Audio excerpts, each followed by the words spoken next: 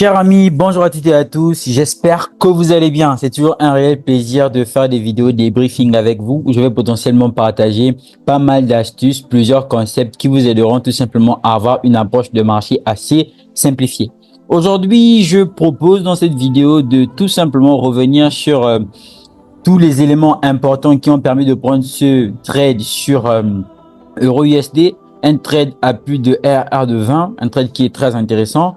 Donc, dans cette vidéo, on va voir tout ceci ensemble. On va voir dans quelle mesure ce trade a été intéressant et surtout voir ce qui est très important, c'est la lecture de prix et le principe de priorité de liquidité. Bien évidemment, si c'est la première fois que vous tombez sur ma chaîne, bienvenue sur WillsFX Gold, encore appelé Oracle, la chaîne qui t'aborde tout simplement mon expérience en trading, en le débriefing des positions que je vais potentiellement prendre durant mon expérience. Il est question pour moi ici de te donner tous les concepts, les critères qui vont potentiellement me permettre de prendre une position. Tu vas retrouver sur cette chaîne une soixantaine de vidéos offrant tout simplement plusieurs notions assez importantes qui vont te permettre de faciliter ton trading. Tu pourras remarquer avec moi que ici, il y a des vidéos qui durent des heures. Ces vidéos sont des heures de travail, des heures de mise en évidence des points assez intéressants, des heures de démystification.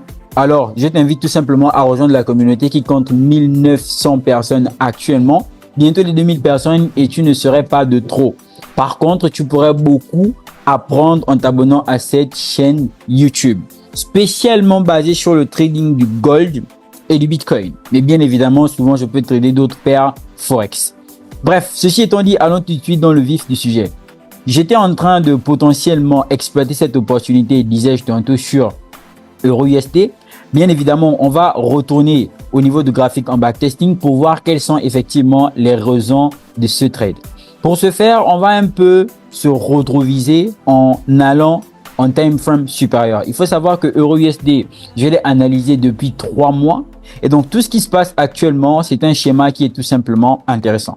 Vous voyez bien que depuis le 23 septembre, on a eu cette chute qui est ici. Normalement, le prix devrait continuer à chasser les liquidités qui sont plus basses pour aller réagir dans des zones importantes sur le long terme. Donc, aussi bien EURUSD que GBP-USD, je pense fortement qu'on aura toute une année sur ces actifs baissières. Donc, c'est très important de le comprendre aujourd'hui. J'ai fait des analyses détaillées dans mon canal privé. Mais bien évidemment, ici, il est question pour moi de vous montrer que conformément à cette logique de baisse, nous sommes potentiellement dans le retracement de l'impulsion qu'il y a eu depuis le 23 septembre 2024. Donc, c'est vous dire à quel point là, on va potentiellement être sur des jours assez intéressants en termes d'achat sur cette paire. Bien évidemment, lorsqu'on va revenir en daily, ça va plus ou moins être le même scénario. Vous allez remarquer que ici, nous sommes dans une création de liquidité pour exploiter les zones vendeuses qui sont là afin de continuer le mouvement vendeur, disais-je tantôt, qui a été initié depuis le 23 septembre. De ce fait, en allant en unité de temps, si on va potentiellement décider de trader le retracement, vous allez voir qu'il y aura donc des opportunités assez intéressantes à saisir. On a vu que depuis la réaction au niveau de cette supply que j'ai appelée Smart Money Trap parce que c'est une liquidité en attente que le prix devrait venir sauter, on a eu une très belle impulsion, donc un très bon mouvement baissier. Techniquement, nous sommes dans le retracement de celui-ci pour aller chercher au moins les liquidités les plus proches, bien évidemment en tenant en compte les zones d'obstacle. Dans ce sens-là, vous avez vu ici avec moi que le prix, lorsqu'il est arrivé à ce niveau, qu'a-t-il fait? Il a fait une belle prise de liquidité. En l'occurrence, il a sweepé cette liquidité qui est ici, soumise à vos yeux, en l'occurrence celle-là. Vous avez vu que ce niveau qui est là est un niveau qui est très important, il n'a pas été cassé. En l'occurrence, le prix n'a pas eu la force d'arriver jusqu'ici parce que c'est un niveau qui normalement pour qu'on le casse, il faudrait qu'on réagisse dans un niveau de vente assez important. Donc ici, après cette prise de liquidité, on voit bien que dans la structure de retracement, effectivement, il a mis certaines conditions. Pour ce faire, on va un peu descendre en unité de temps pour avoir une clarté sur le mouvement. Regardez, ici, on a eu un sweep liquidity.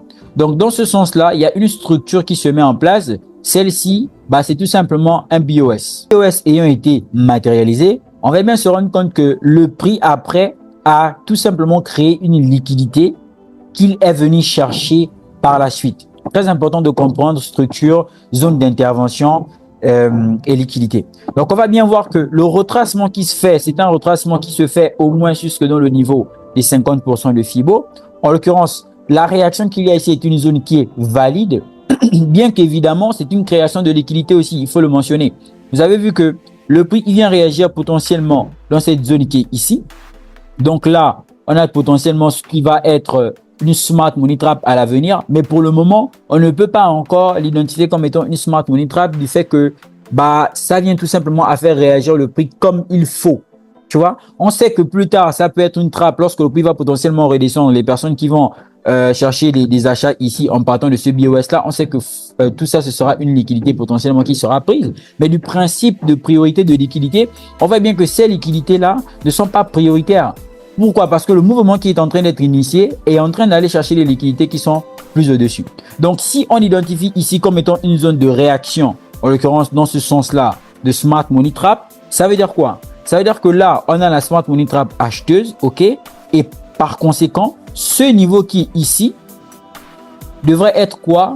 Le potentiel niveau acheteur dans le sens de la structure. Ça veut dire que là, on aura un BOS. Ici, on aura Smart Money Trap, donc création de liquidités. Et beaucoup attendraient que le prix vienne ici pour potentiellement faire quoi? Continuer le mouvement acheteur. Or, n'oublions pas que là, nous sommes dans un retracement. Donc, il faut maintenant réfléchir en termes de probabilité. La probabilité pour que ce scénario se passe, elle n'est pas quasi nulle, mais elle est peu envisageable. Cette probabilité est peu probable. Pourquoi?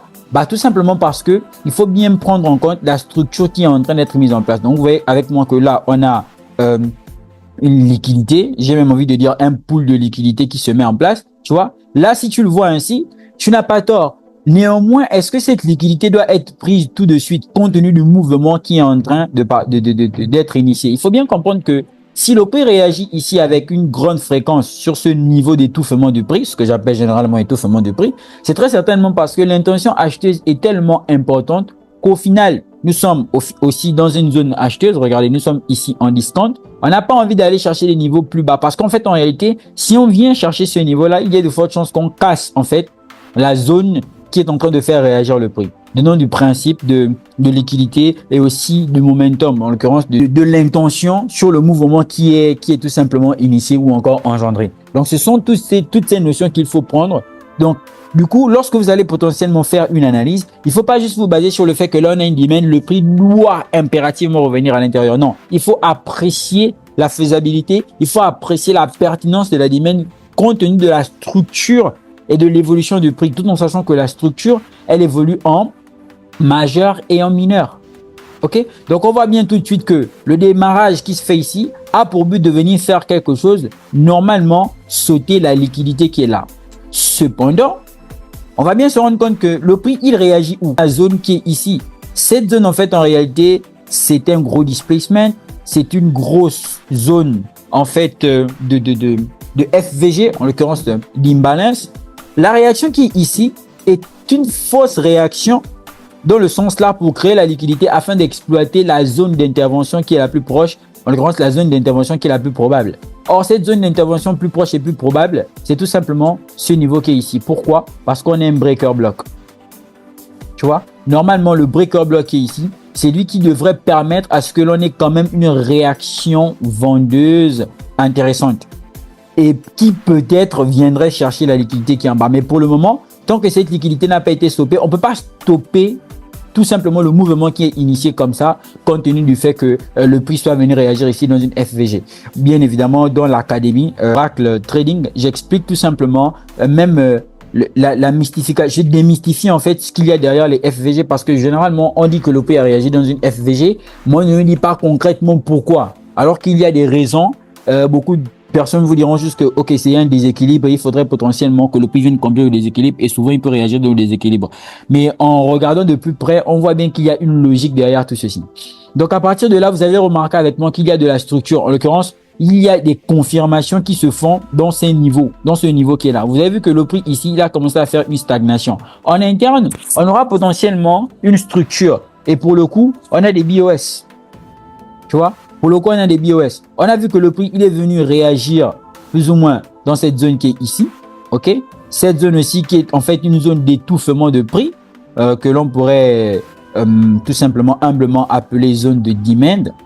Ok? Donc, le prix étant venu réagir pratiquement dans cette hidden base qui sert d'étouffement de prix, on se rend bien compte que dans cette structure-là, qu'est-ce qu'il a fait? Il a sweepé une liquidité. En l'occurrence, il a eu à prendre une liquidité. Et c'est très important, les prises de liquidité, parce qu'il y a toujours des intentions cachées derrière.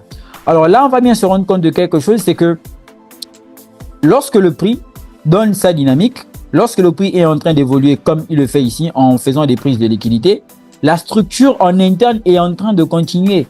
Donc, vous comprenez bien que cette structure en interne qui est en train de se mettre en place, qui continue, a pour but de faire quoi?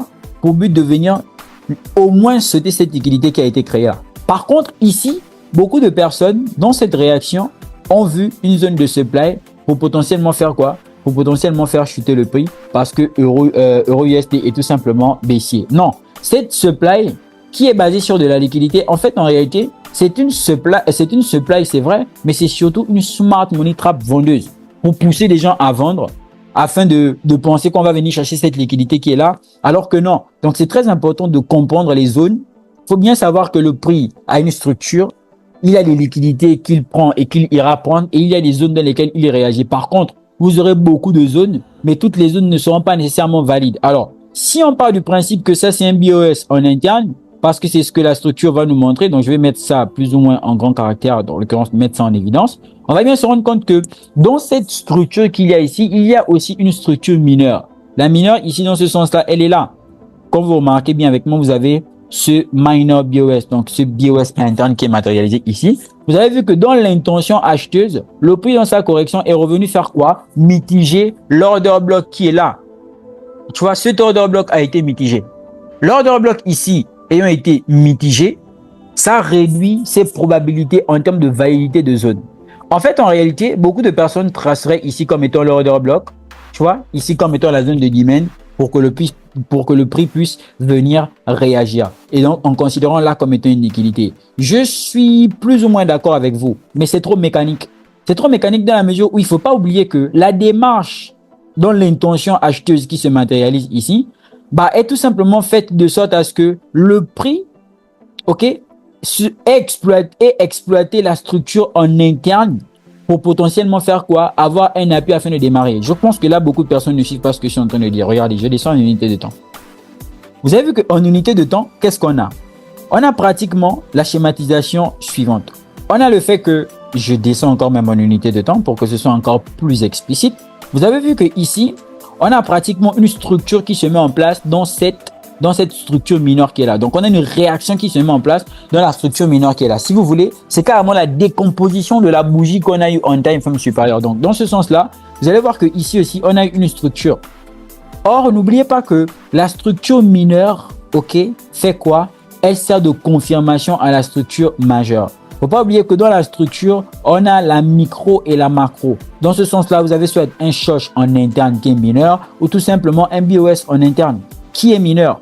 Ici donc, vous avez bien vu avec moi que dans cet ordre d'idées, on va bien retenir que l'order block de validité, c'est celui-ci. En l'occurrence, ça pourrait être une potentielle entry en termes de zone.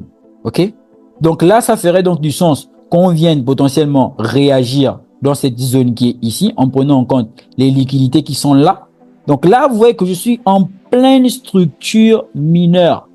Vous avez vu que tout ce qui s'est passé ici, la réaction qu'on a eue là, pour potentiellement pouvoir buy, ça aussi, ça peut être identifié comme étant smart money trap. Alors, il faut vraiment être très bon en structure de marché.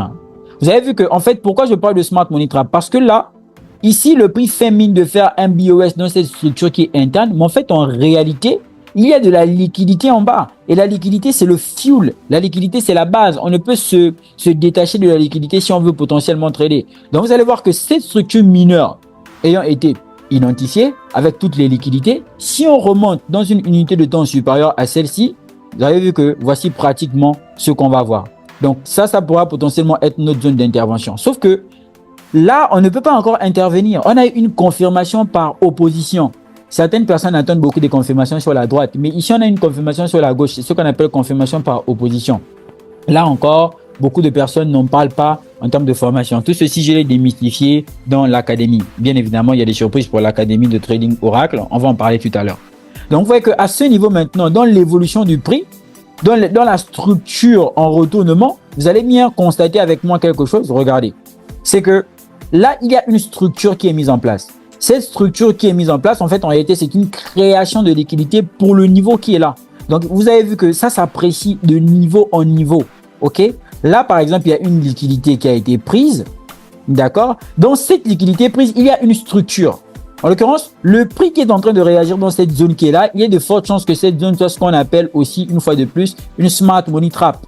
En l'occurrence, une zone qui pourra faire réagir le prix dans le but de créer de la liquidité. Pourquoi en fait aussi c'est une smart money trap? Parce qu'il y a des liquidités en bas à aller chercher. Or, les zones trap sont des zones qui vont potentiellement réagir au-dessus des liquidités. Donc ça, c'est quelque chose que vous devriez potentiellement bien comprendre. Et donc, dans ce sens-là, si on rentre dans le fait de décortiquer le prix, en interne, dans cette prise de liquidité, en fait, on va avoir un BOS. Et donc, ce BOS pourra être exploité par les personnes qui considèrent cette zone de supply ayant été matérialisée ici, que j'ai identifié comme Smart Money Trap, comme étant un niveau vendeur. Alors qu'en fait, en réalité, cette zone, il y a de fortes chances que le but de celle-ci soit tout simplement pour conduire les gens en erreur. Donc, vous voyez qu'à partir de là, le prix, il est en train de se balader, il est en train de créer de la structure, il crée de la structure. Vous avez vu que tout le mouvement qu'il est en train de faire ici, c'est une liquidité qu'il est en train de créer pour le BOS qui est là. Donc, c'est comme si, en fait, dans le sens de retracement, on est en train de trader le BOS qui nous a déjà donné les confirmations. Donc, on sait qu'en fait, en réalité, la zone où on doit potentiellement intervenir, c'est la zone qui est là. Mais de par quoi? De par le principe de compréhension de priorité de liquidité et de par le principe de démystification des zones. Donc, vous avez vu que ici, si on rentre en position dans ce sens-là, ce sera au moins pour venir chercher quoi? La liquidité qui est là. Vous avez vu cette liquidité qui est ici. Et pour aussi venir réagir dans quoi? Voir la réaction qui se fera potentiellement au niveau du breaker block, car c'est un breaker block qui, même si on remonte en unité de temps, semble être assez intéressant. Vous avez vu? Cette zone qui est là, on est clairement dans le breaker. Donc ça, c'est la potentielle zone vendeuse. Ici, c'est la zone acheteuse en cas de si le prix revenait. Donc tout ce qui se passe à l'intérieur, c'est la structure interne qui vise à faire quoi? Aller tout simplement dans la zone, dans le breaker block de vente. En l'occurrence, ce qu'il y a ici, que beaucoup de personnes vont identifier comme étant une structure ou encore une supply vendeuse, bah, c'est tout simplement une création de liquidité. Donc, c'est ce qu'on appelle souvent des schémas types qui sont importants tout simplement à retenir. Donc là, on voit que le prix, il évolue. Regardez, dans cette dialectique, vous voyez bien qu'il est en train de donner raison aux personnes qui veulent vendre. Dans la mesure où, regardez, là on aura quoi? Si je dois décomposer cette structure, si je dois décomposer ce prix qui est là actuellement, de le principe de décomposition, on aura que le prix est venu réagir dans cette zone qui est là. Je vais mettre supply. OK? Tout simplement. Ensuite, il est revenu tester cette zone. Donc ici, on a le test. Je vais aussi mettre supply pour pas trop se prendre la tête. OK? On a vu que après, il est aussi venu réagir encore dans le test. Donc, il a fait encore un retest. Tout ça, c'est un order flow bearish qui est en train de se mettre en place. Et donc, à partir d'ici, on va voir que là, c'est un niveau de liquidité qui doit normalement être sauté. Cette liquidité qui doit être sautée. Et on a vu que ici, cette zone sera potentiellement quoi? La zone d'intervention pour les personnes qui vont décider dans ce sens-là de vendre le marché parce qu'elles auront tout simplement une vision vendeuse. Voilà. Donc là, en fait, en réalité, la personne qui décide de vendre dans ce sens-là, elle n'a pas tort. C'est ce que le marché est en train de lui montrer. Mais en fait, en réalité, toutes ces zones-là sont aussi ce qu'on appelle des smart money traps. Ce sont des zones qui visent tout simplement à créer de la liquidité. Par contre, si vous n'avez pas la bonne vision, voici pourquoi on dirait aux gens que c'est bien d'avoir le bon biais directionnel. Si vous n'avez pas le bon biais directionnel, vous allez dire que vous rentrez ici potentiellement pour vendre afin de venir chasser quoi? Les liquidités qui sont en bas là. Alors que ça, c'est tout simplement une mise en place de liquidité pour la structure qui est ici afin d'aller pour vendre dans la vraie zone qui est en haut là-bas. Donc, vous avez compris que tout ça, c'est de la liquidité. Regardez. Même ceux qui s'apparentent ici à de la structure, en l'occurrence, il y a d'autres qui vont voir ça comme étant un BOS mineur pour renforcer encore le sentiment de vente avec des confirmations. En fait, en réalité, ce sont des fausses confirmations qui sont tout simplement en train d'être mises en place. Donc, l'approche Oracle vise tout simplement à voir tout ceci de sorte à ce qu'on ne se fasse pas avoir par la structure de marché qui est trop en interne en ayant une vision higher time frame qui nous permet de démystifier tout ceci. Donc, à partir de là, on voit bien que cette intervention ici est une intervention qui pourra potentiellement être intéressante dans la mesure où, au final, on va venir faire quoi? Clean toute la liquidité qui a été créée dans ce sens-là. Tu vois? Toute la liquidité qui a été créée dans ce sens-là pour potentiellement faire quoi? Pour potentiellement acheter afin d'aller prendre la vraie liquidité. Donc, dites-vous bien qu'il y a de la liquidité et il y a la vraie liquidité. Donc là, on pousse. On voit que le prix, il est en train de faire sa vie. Donc, il vit sa vie. Il évolue normalement. Au fur et à mesure, vous voyez que la structure de vente, ok, le mouvement vendeur est en train de se mettre en place. Donc là, vous avez encore toute forme de structure qui puisse exister. Vous avez des confirmations en interne avec un order flow qui est bearish. Mais faut bien comprendre que c'est une création de liquidité. Ce n'est que de la création de liquidité. Donc, si vous avez compris que ce n'est qu'une création de liquidité, vous avez bien vu que le prix, qu'est-ce qu'il fait? Il est venu au niveau de la zone, tout simplement ici, nous déclencher. Vous avez vu, trading de précision, il est venu au niveau de la zone, nous déclencher. Et donc, à partir de là, c'est tranquille. Vous avez bien vu que le prix après, qu'est-ce qu'il va faire par la suite? On pourra un peu monter en temporalité pour mieux apprécier l'évolution. Vous avez vu qu'après nous déclencher par la suite, il est parti de façon importante. Vous avez vu? Et là, qu'est-ce qu'il a fait? Comme je vous disais, il est arrivé au niveau de la zone de breaker block. Ok? Il est arrivé donc dans le breaker block. Qu'est-ce qu'il fait? Il fait la réaction dans le breaker block. Maintenant, cette réaction qui est faite dans le breaker block, n'oubliez pas que la structure continue. En l'occurrence, la structure continue de se mettre en place. Et ça, c'est très important. C'est-à-dire que dans ce sens-là, le breaker block pourra servir de réaction. Mais n'oubliez pas que le breaker block, en lui-même, ce n'est qu'une potentielle zone de réaction et c'est normal. Pourquoi? Parce que suite à l'impulsion qu'on a eu, il faut bien qu'on fasse une correction. Donc là, potentiellement, on pourra faire une création de liquidités pour continuer à acheter. Dans ce sens-là, pourquoi? Parce qu'il y a des liquidités plus haut ici à venir prendre. Donc, vous avez vu que c'est une compréhension de marché qui est très intéressante. Et donc, à partir d'ici, là, on est à un R de 23. Si on pousse jusqu'au niveau du breaker block, on est à un R de 26. Donc, au final, plus 3 RR en plus. Donc, c'est dans ce sens-là que je suis tout simplement venu ici prendre cette position-là directement pour l'achat. Donc, vous avez vu trading de précision, trading de compréhension. Donc, dans ce sens-là, vous avez bien vu que lorsque le prix est venu clean les liquidités qui sont ici, il n'a pas tergiversé. Il est directement venu et il a démarré sans tergiverser. Pourquoi? Parce qu'il avait pris toute la liquidité possible qui avait été créée pour venir chercher ce niveau qui est ici. Chers amis, j'espère que ce backtesting a été bénéfique. Bien évidemment, ce que j'avais à vous annoncer, c'est que l'Académie Oracle Trading a ouvert ses portes. Donc, vous avez la possibilité de nous rejoindre. Nous sommes 137 membres. Cette académie vise tout simplement à faire une grosse démystification sur tous ces concepts-là, vous permettre d'avoir un trading assez simple, assez simplifié, assez détaillé et c'est très important. Ça vous permettra tout simplement par la suite de faire des prouesses, des statistiques assez intéressantes. Et ici, je vais potentiellement accompagner les membres de mon académie au fur et à mesure que l'on va évoluer. Quand bien même il y aura aussi des mises à jour. Donc, ce sera un plaisir pour vous de vous compter parmi nous. Vous avez toutes les informations importantes, tout ce qu'il faut savoir sur le côté fondamental. Ça, ce sont les vidéos replay en termes de backtesting en live que je fais avec mes apprenants, mes étudiants qui durent des heures de démystification, des heures de simplification, d'approche vraiment, non pas compulsive, mais d'approche tout simplement consciente en ce qui concerne les concepts, parce que souvent certaines personnes ont des concepts, connaissent des FVG, connaissent beaucoup de trucs, mais ne savent pas nécessairement comment utiliser cela sur un graphique proprement dit. Car souvent il y a beaucoup de bruit tout simplement lorsqu'on va potentiellement trader. Donc c'était pour moi un réel plaisir de faire ce backtesting avec vous. N'oubliez pas de rejoindre l'académie, n'oubliez pas de rejoindre le groupe privé Telegram. Allez, c'était l'Oracle. Peace out.